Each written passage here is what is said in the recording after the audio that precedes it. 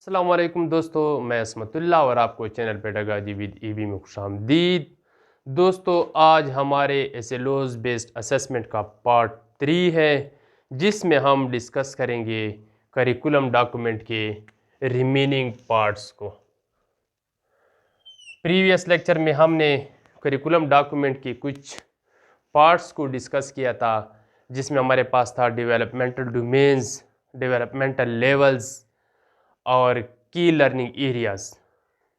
दोस्तों, ये बात याद रखें कि हर सब्जेक्ट का करिकुलम डॉक्यूमेंट सेपरेट होता है और हर सब्जेक्ट के करिकुलम डॉक्यूमेंट के अंदर कुछ की लर्निंग एरियाज़ होते हैं। फिज़िक्स, मैथ, केमिस्ट्री की लर्निंग एरियाज़ को स्टैंडर्ड कहा जाता है। बायो के की लर्निंग एरियाज़ को थीम कहा जाता है। जनरल साइंस के की लर्निंग एरियाज़ को स्ट्रैंड कहा जाता है और इंग्लिश के की लर्निंग एरियाज़ को कॉम्पिटेंसी कहा जाता है। तो दोस्तों, आते हैं स्टैंडर्ड्स की तरफ। Standard is a broad statement which defines the competency.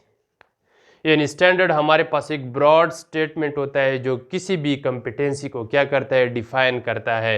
यानी the knowledge, skills and attitudes the student will acquire should know and be able to do in a particular key learning areas या competency during the 12 years of schooling. मतलब ये कि हमारा बच्चा किसी भी key learning area या competency में ग्रेड 12 में पहुंचकर क्या अचीव करेगा, कौन सा नॉलेज वो एक्वायर करेगा, वो कौन से स्किल्स एक्वायर करेगा, कौन सा एटीट्यूड एक्वायर करेगा ग्रेड 12 में पहुंच के, तो इसे स्टैंडर्ड कहा जाता है। या यूँ समझ ले कि बच्चा जब सिस्टम से निकलेगा, यानी ग्रेड 1 से ग्रेड 12 के बाद बच्चे को किस सब्जेक्ट का कितना नॉलेज ज़रूरी है, ये हमारा स्टैंडर्ड कहलाता है। Simply we can say standard defined competency, यानी स्टैंडर्ड किसी भी कॉम्पिटेंसी को डिफाइन करता है। And each competency has different number of standards, और हर कॉम्पिटेंसी के सामने मुख्तलिफ स्टैंडर्ड्स होते हैं। इंग्लिश के सब्जेक्ट की बात करें, इंग्लिश की लर्निंग एरियाज़ को कॉम्पिटेंसी कहा जाता है, और इंग्लिश में हमारे पास टोटल 5 कॉम्पिटेंसीज़ है, जिसमें हमारे पास पहला कॉम्पिटेंसी है रीडिंग एंड थिंकिंग स्किल्स। इस कॉम्पिटेंसी पर हमारे पास 2 स्टैंडर्ड्स है। सेकंड कॉम्पिटेंसी इंग्लिश की है राइटिंग स्किल, जिस पे हमारे पास 1 स्टैंडर्ड है। Third competency oral and communication skills है, जिस पे हमारे पास 1 स्टैंडर्ड है। इसी तरह फोर्थ कॉम्पिटेंसी हमारे पास है formal and lexical aspects of language, जिस पे हमारे पास 3 स्टैंडर्ड्स है। और फिफ्थ कॉम्पिटेंसी हमारे पास है appropriate, ethical and social aspects, इस पे हमारे पास 1 स्टैंडर्ड है। आते हैं दोस्तों बेंचमार्क की तरफ। Level wise targets are called benchmark. Level wise जो टारगेट रखे जाते हैं उसको हम बेंचमार्क कहेंगे। प्रीवियस लेक्चर में हमने डिस्कस किया था, यानी हमारा जो करिकुलम डॉक्यूमेंट है वो कहता है कि हमारे पास टोटल 5 लेवल हैं। ग्रेड 1 एंड 2 हमारा लेवल 1 है, ग्रेड 3 टू 5th हमारा लेवल 2 है, 6th टू 8 ग्रेड हमारा लेवल 3 है, 9 एंड 10 हमारा लेवल 4 है, ग्रेड 11 एंड 12 हमारा लेवल 5 है। तो जो लेवल वाइज टारगेट रखे जाते हैं उसको बेंचमार्क कहा जाता है। इंग्लिश की राइटिंग कॉम्पिटेंसी की हम बात करते हैं, उस पे हमारे पास जो बेंचमार्क लेवल 1 के लिए बनता है, the student will be able to write a sentence after completing level 1। यानी लेवल 1 कंप्लीट करने के बाद हमारा स्टूडेंट इस काबिल हो जाए कि वो सेंटेंस को लिख सके। तो ये हमारा टारगेट है और ये हमारा क्या है, बेंचमार्क है। इसी तरह student will be able to write a paragraph after completing level 2।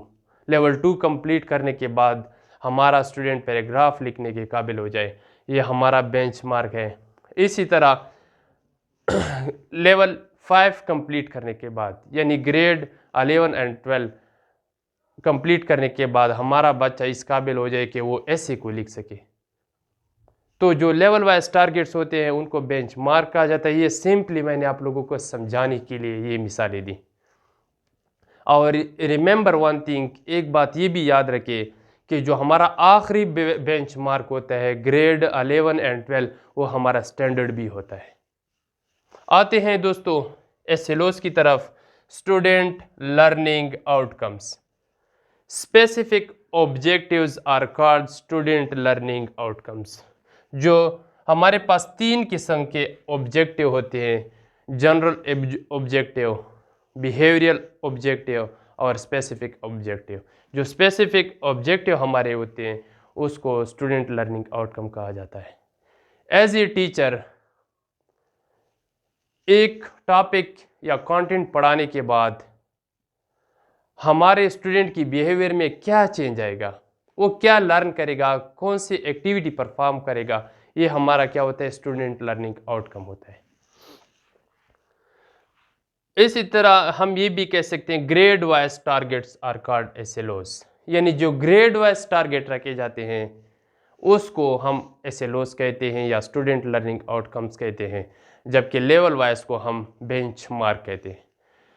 English की राइटिंग कम्पिटेंसी की बात करते हैं, उस पे एसएलओस डेवलप करते हैं, यानी after completing grade 1 student will be able to write alphabet, यानी ग्रेड 1 कंप्लीट करने के बाद हमारे स्टूडेंट अल्फ़ाबेट को लिखने के काबिल हो जाए। ये हमारा एसएलओ है राइटिंग कम्पिटेंसी पे। इसी तरह ग्रेड 1 कंप्लीट करने के बाद हमारा स्टूडेंट वर्ड को लिखने के काबिल हो जाए, ये हमारा एसएलओ 2 है राइटिंग कम्पिटेंसी पे। तो हम कह सकते हैं कि जो ग्रेड वाइज टारगेट रखे जाते हैं उनको एसएलओस कहा जाता है। SLOs are built on the description of benchmark and each benchmark has different number of SLOs. Her benchmark के मुख्तलिफ numbers of SLOs होते हैं। दोस्तों text book developer text book develop करते वक्त, टेक्स्ट बुक के अंदर कंटेंट डेवलप करते वक्त SLOs को मद्देनज़र रखते हुए कंटेंट डेवलप करते हैं। और ये भी याद रखें कि एग्ज़ाम में सिर्फ वही एसएलओज नहीं आते जो हमारे टेक्स्ट बुक के अंदर मौजूद होते हैं किसी यूनिट से पहले या एक्सरसाइज में। इस टेक्स्ट बुक्स के अलावा हमारे पास करिकुलम डॉक्यूमेंट के अंदर सैकड़ों की तादाद में और एसएलओज भी होते हैं। तो हमारे टीचर को चाहिए कि टेक्स्ट बुक के अलावा करिकुलम डॉक्यूमेंट के एसएलओज भी बच्चों को पढ़ाएं, क्योंकि अब हमारा अभी इस मरतबा 50% एसएलओज बेस्ड असेसमेंट है। नेक्स्ट ईयर हमारा होगा 100% एसएलओज बेस्ड असेसमेंट जो हमारा एग्जामिनेशन होगा। दोस्तों साथ में ये भी याद रखें कि उन एसएलओज को फोकस करें जो पेपर पेंसिल से असेसेबल हो। ऐसे एसएलओज जो पेपर पेंसिल से असेसेबल ना हो उन पर ज़्यादा फोकस ना करें। मिसाल लेते हैं एक एसएलओज की जो पेपर पेंसिल से असेसेबल नहीं है। The student will be able to articulate the word properly, यानी स्टूडेंट प्रॉपरली अल्फाज की अदायगी कर सकें, तो ये पेपर पेंसिल से असेसेबल नहीं है। तो ऐसे एसएलओज को एज ए टीचर ज़्यादा फोकस ना किया जाए। That's the ends of today part 3 SLOs based assessment. इंशाल्लाह मुलाकात होगी नेक्स्ट पार्ट 4 में। तब तक के लिए अल्लाह हाफिज़।